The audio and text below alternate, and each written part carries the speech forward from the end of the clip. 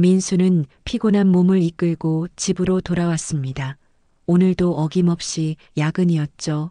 현관문을 열자 은은한 향초 냄새가 코끝을 스쳤어요. 수진이 또 독서 모임에 다녀온 날이군요. 독서 모임에 갔다 오면 항상 이렇게 향초를 켜두곤 했습니다. 거실로 들어서니 수진이 소파에 앉아 책을 읽고 있었어요. 민수가 말했습니다. 오늘도 독서 모임 재미있었어. 수진은 미소를 지으며 고개를 끄덕였습니다. 응, 정말 좋았어. 오늘은 마음 챙김에 관한 책을 토론했는데 다들 의견이 달라서 더 흥미로웠어. 민수는 샤워를 하러 가는 길에 수진의 핸드폰이 울리는 소리를 들었어요. 평소라면 신경 쓰지 않았겠지만 오늘따라 수진이 불이 나게 핸드폰을 확인하는 모습이 눈에 띄었죠. 민수가 지나가면서 무심코 화면을 봤는데 메시지 내용이 눈에 들어왔습니다. 이번 주 모임 장소 비너스 모텔 시간 오후 7시. 민수는 걸음을 멈췄어요. 독서 모임이 모텔에서 뭔가 이상한데. 이런 생각이 스쳐 지나갔지만 곧 머리를 흔들며 그런 생각을 지웠습니다. 수진을 믿지 못하는 자신이 부끄러웠어요. 욕실에서 나온 민수는 수진에게 물었습니다. 독서 모임은 항상 같은 장소에서 해. 수진이 책에서 눈을 떼지 않고 대답했습니다. 아니, 매번 달라 한 명씩 돌아가면서 장소를 정하는데 이번에는 지영이가 정했어. 민수는 더 물어보고 싶었지만 괜히 의심하는 것 같아 입을 다물었습니다. 하지만 마음 한구석에 작은 의심이 싹트기 시작했어요. 그날 밤 민수는 잠을 설쳤습니다. 수진의 말이 사실일까? 독서 모임이 모텔에서 열린다는 게 말이 되나? 아니야, 내가 너무 예민한 거야. 하지만 요즘 수진의 행동이 조금씩 달라진 것 같기도 했어요. 독서 모임이 있는 날이면 유독 신경 써서 꾸미고 나가는 모습, 핸드폰을 민수의 시선에서 멀리하려는 듯한 행동들. 그리고 귀가 후 은은히 풍기는 낯선 향수 냄새까지. 민수는 결심했습니다. 다음 독서 모임 날 수진의 뒤를 밟아볼 거예요. 의심이 사실로 드러나면 어떡하지? 민수는 그 생각만으로도 가슴이 무너져 내렸습니다. 수진과의 5년. 결혼 생활에서 단 한 번도 이런 의심을 품어본 적이 없었는데 말이죠. 일주일이 흘렀습니다. 민수는 오늘 일찍 퇴근하겠다고 상사에게 양해를 구했어요. 독서 모임이 있는 날이라 수진의 뒤를 밟기로 한 날이니까요. 집에 돌아와 보니 수진은 이미 준비를 마친 상태였습니다. 민수가 일찍 돌아올 거라고는 생각지 못했는지 수진은 놀란 표정을 감추지 못했어요. 오늘 일찍 왔네. 무슨 일 있어? 수진이 물었습니다. 아니, 그냥 일이 일찍 끝나서. 민수는 덤덤하게 대답했죠. 수진은 서둘러 가방을 챙기며 말했어요. 나 이제 독서 모임 가봐야 해. 저녁은 냉장고에 있으니까 데워 먹어. 민수는 수진이 현관문을 나서자마자 재빨리 옷을 갈아입었습니다. 그리고 조심스럽게 수진의 뒤를 따라 나섰어요. 멀찍이 떨어져 수진의 뒷모습을 주시했죠. 수진은 버스 정류장으로 향했고 민수도 몇 정거장 뒤에서 같은 버스에 올랐습니다. 심장이 빠르게 뛰었어요. 이게 무슨 짓인가 싶으면서도 궁금증은 참을 수 없었습니다. 수진은 도심에서 조금 벗어난 동네에서 내렸고 골목길로 들어섰어요. 민수는 조심스럽게 따라갔습니다. 그러다 수진이 한 모텔 앞에서 멈춰 서는 모습을 보았죠. 수진은 주변을 두리번거리더니 모텔 안으로 들어갔습니다. 민수의 심장이 멎는 것만 같았어요. 진짜였던 거야. 정말 모텔에서 만나는 건가? 민수는 잠시 모텔 앞을 서성이다 용기를 내어 로비로 들어갔습니다. 그러나 수진의 모습은 보이지 않았어요. 이미 객실로 올라간 모양이었죠. 민수는 로비의 한쪽 구석에 앉아 생각에 잠겼습니다. 정말 수진이 나를 배신한 걸까? 믿고 싶지 않았지만 이 상황을 어떻게 설명할 수 있을까요? 1시간이 지났을까요? 민수는 로비에서 나와 모텔 주변을 맴돌았습니다. 그러다 우연히 모텔 뒤편으로 돌아가게 되었고 1층 객실의 창문을 통해 안을 들여다볼 수 있었어요. 방 안에서는 4명의 여자들과 2명의 남자가 둘러앉아 있었고 그중 1명이 수진이었습니다. 테이블 위에는 와인 병과 함께 몇 권의 책이 놓여 있었어요. 민수는 충격을 받았습니다. 실제로 독서 모임을 하고 있었던 거예요. 하지만 왜 하필 모텔에서 민수는 혼란스러웠습니다. 이유를 알아내기 위해 민수는 휴대폰을 꺼내 녹음 기능을 켜고 방 안의 소리를 들어보기로 했어요. 다행히 창문이 조금 열려 있어 안에서 나누는 대화가 희미하게 들렸습니다. 그때였어요. 한 남자의 목소리가 들려왔습니다. 자, 이제 진짜 시작해 볼까요? 오늘의 독서는 여기까지 하고. 민수의 귀에 들어온 말은 충격적이었습니다. 독서는 여기까지. 이제 진짜 시작. 이게 무슨 뜻이지? 민수는 창문에 더 바짝 귀를 대었어요. 방 안에서는 웃음소리와 함께 술잔이 부딪히는 소리가 들렸습니다.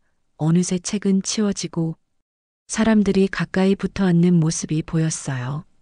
그럼 오늘은 누구 차례지? 수진의 목소리였습니다. 지난번에는 지영이랑 성민 씨였으니까 이번에는 수진 씨랑 준호 씨 차례네요. 다른 여자의 목소리가 들렸어요. 민수는 그 말을 듣자마자 다리에 힘이 빠졌습니다.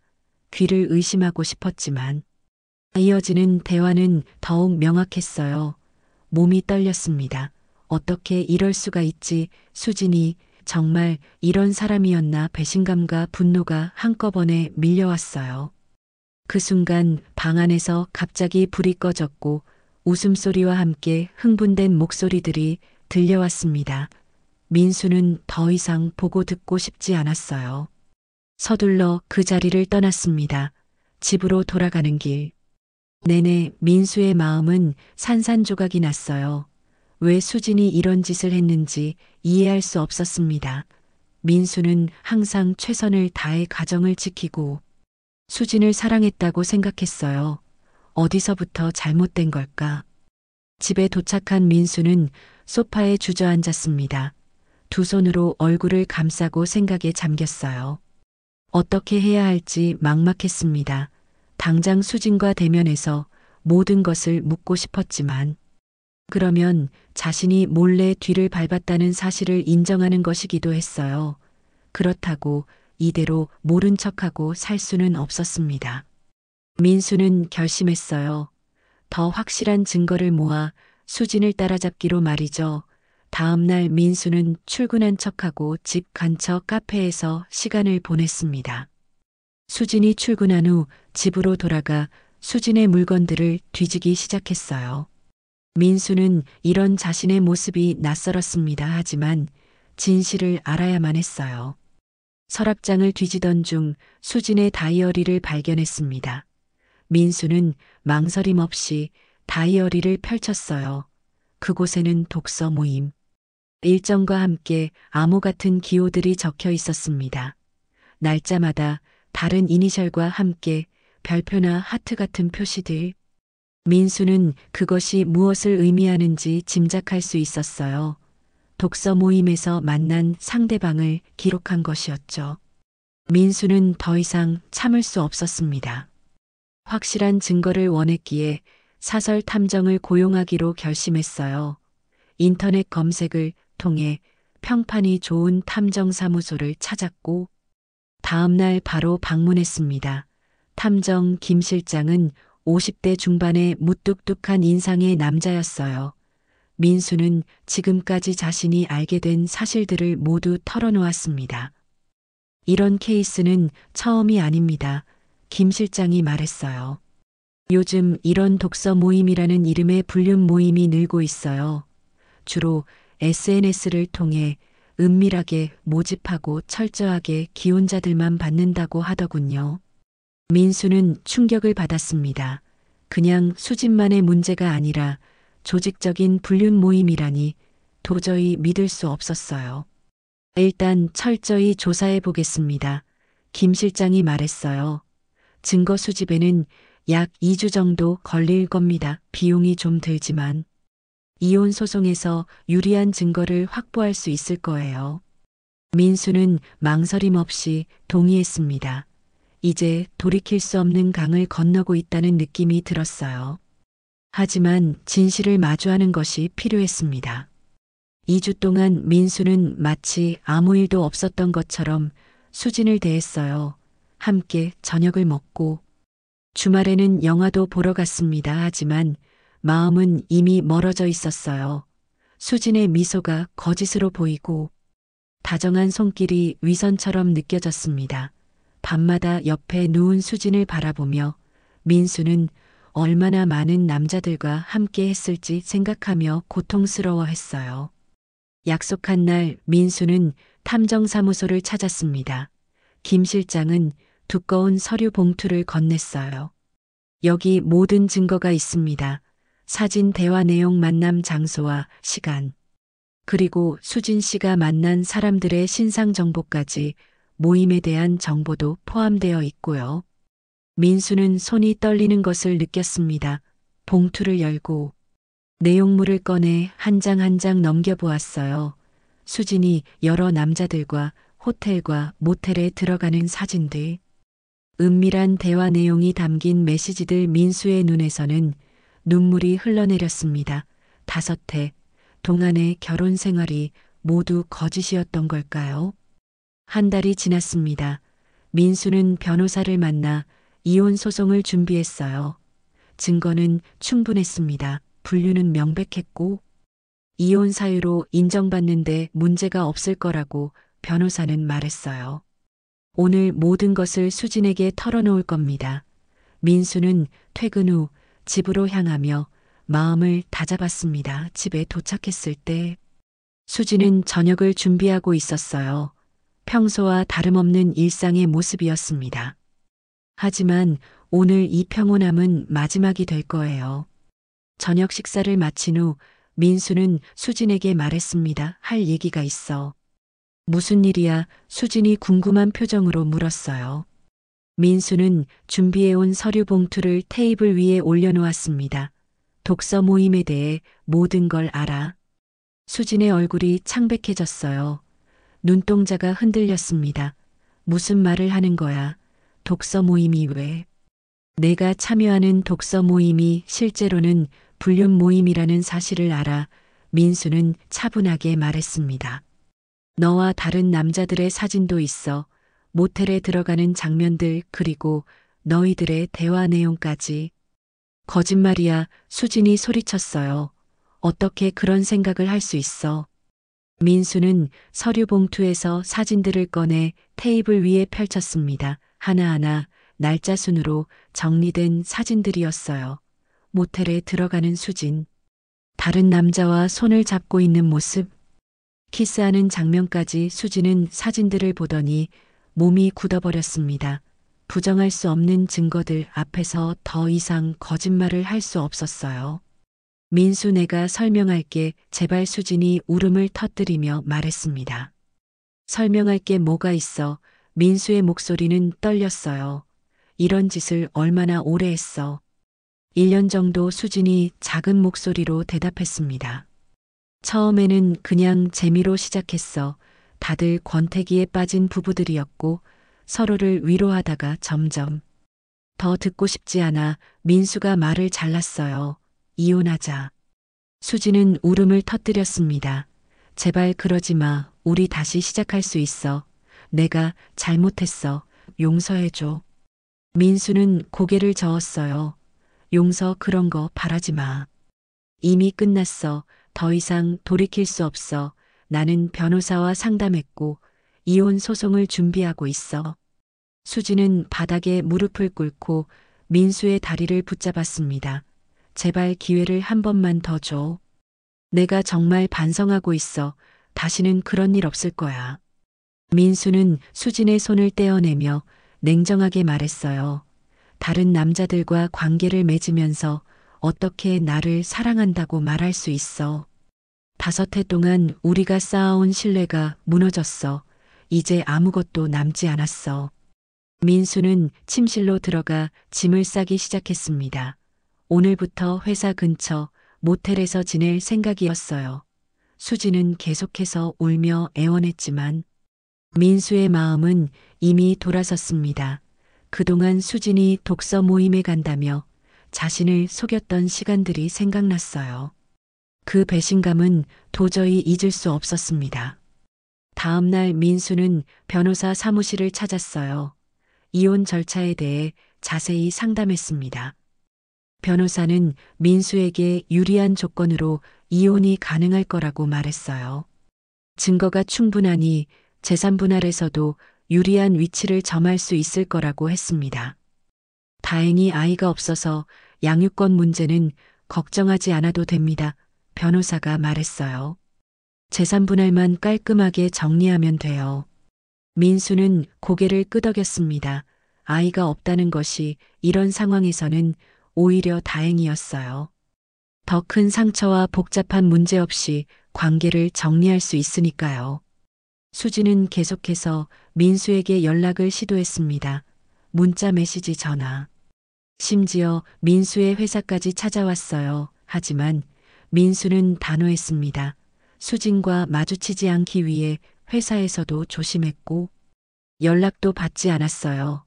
이제 모든 대화는 변호사를 통해서만 하기로 결심했습니다. 이혼 소송이 시작되자 수진의 불륜 사실이 주변에 알려지기 시작했어요. 그동안 수진이 참여했던 불륜 모임의 다른 회원들도 비슷한 상황에 처했습니다. 그들의 배우자들도 하나둘씩 사실을 알게 되었고 여러 가정이 무너져 내리기 시작했어요. 이혼 소송은 민수의 승리로 끝났습니다. 법원은 수진의 불륜을 인정했고 재산 분할에서도 민수에게 유리한 판결을 내렸어요. 긴 법적 다툼 끝에 드디어 모든 과정이 마무리되었습니다. 민수는 법원을 나서며 마침내 해방된 듯한 기분을 느꼈어요. 하지만 동시에 공허함도 찾아왔습니다. 수진과의 결혼 생활이 완전히 끝났다는 현실이 민수를 무겁게 짓눌렀어요. 사랑했던 사람과의 이별. 그것도 배신으로 인한 이별은 너무나 고통스러웠습니다. 민수는 집으로 돌아와 텅 빈 공간을 바라보았어요. 수진의 물건들은 모두 사라졌고 그들의 추억이 담긴 사진들도 치워버렸습니다. 민수는 소파에 앉아 깊은 한숨을 내쉬었어요. 이제 무엇을 해야 할지 막막했습니다. 37살에 다시 혼자가 된다는 것. 그것도 이렇게 아픈 상처를 안고 새 삶을 시작한다는 것이 두려웠어요. 한편 수진의 상황은 더욱 좋지 않았습니다.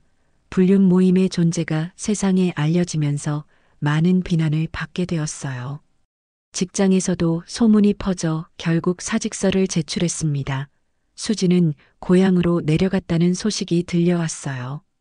독서 모임의 다른 회원들도 비슷한 처지가 되었습니다. 그들이 만들어낸 거짓된 취미 생활은 결국 여러 가정을 파괴하는 결과를 낳았어요. 민수는 이혼 후 심리 상담을 받기 시작했습니다. 상담사는 민수에게 자신을 탓하지 말라고 조언했어요. 배신은 선택이고 당신의 잘못이 아니라고 말했습니다. 시간이 지나면 상처는 아물 거라고 위로했어요. 민수는 그 말에 의지하며 하루하루를 버텼습니다. 회사 동료들은 민수의 상황을 이해하고 많은 도움을 주었어요. 특히 같은 팀의 지연은 이혼의 아픔을 겪어본 사람으로서 민수에게 진심 어린 조언을 해주었습니다. 가끔 퇴근 후 함께 술 한잔 마시며 대화를 나누는 시간이 민수에게는 큰 위로가 되었어요. 1년이 지났습니다. 민수의 생활은 많이 달라졌어요. 회사에서는 팀장으로 승진했고 새로 이사한 아파트에서 혼자지만 편안한 삶을 꾸려나가고 있었습니다. 처음에는 모든 것이 낯설고 힘들었지만 시간이 약이라는 말처럼 상처는 조금씩 아물어갔어요. 민수는 취미 생활에 집중하기 시작했습니다. 실제 독서 모임에 가입해 다양한 책을 읽고 사람들과 진솔한 대화를 나누었어요. 주말에는 등산을 다니며 자연과 함께하는 시간을 가졌습니다. 건강도 챙기고 마음의 평화를 찾을 수 있었어요. 회사 동료 지연과의 관계도 깊어졌습니다. 처음에는 그저 상처를 나누는 친구였지만 시간이 지나면서 서로에게 특별한 감정이 싹트기 시작했어요. 민수는 조심스러웠습니다. 한번 상처받은 마음이라 쉽게 열리지 않았어요. 하지만 지연의 진심 어린 마음이 민수의 마음을 조금씩 녹여갔습니다. 사실 아직도 가끔씩 수진의 배신이 떠올라 가슴이 아플 때가 있었어요. 하지만 그럴 때마다 민수는 자신이 얼마나 성장했는지 생각하며 마음을 다잡았습니다. 더 이상 과거에 얽매이지 않기로 결심했어요. 어느 날 민수는 우연히 길에서 수진을 마주쳤습니다. 1년 만의 재회였어요. 수진은 많이 변해 있었습니다. 예전의 화려함은 사라지고 수수한 모습이었어요. 서로 눈이 마주치자 잠시 시간이 멈춘 것 같았습니다. 민수야 잘 지내 수진이 먼저 말을 걸었어요. 응 그런대로 민수는 담담하게 대답했습니다. 너는? 나도 그냥 그래 수진은 머뭇거리다 덧붙였어요. 미안해. 정말로 내게 상처 줘서. 민수는 가볍게 고개를 끄덕였습니다. 이제 그런 얘기는 중요하지 않아. 우리 각자의 삶이 있으니까. 헤어진 후 민수는 가벼워진 마음을 느꼈어요. 더 이상 수진에 대한 미련이나 분노가 남아있지 않았습니다. 진정한 용서는 아니었지만 적어도 과거를 내려놓을 수 있게 되었어요. 민수는 집으로 돌아오는 길에 지연에게 전화를 걸었습니다. 오늘 저녁 시간 있어. 함께 식사하고 싶은데. 민수는 이제 새로운 시작을 할 준비가 되었다고 느꼈어요. 상처는 자신을 더 강하게 만들었고 진정한 사랑과 신뢰의 가치를 깨닫게 해주었습니다. 비록 아픈 경험이었지만 그것을 통해 성장할 수 있었어요. 민수는 마음속으로 다짐했습니다. 이제는 진실된 관계를 통해 행복을 찾겠다고 그리고 다시는 거짓에 속지 않겠다고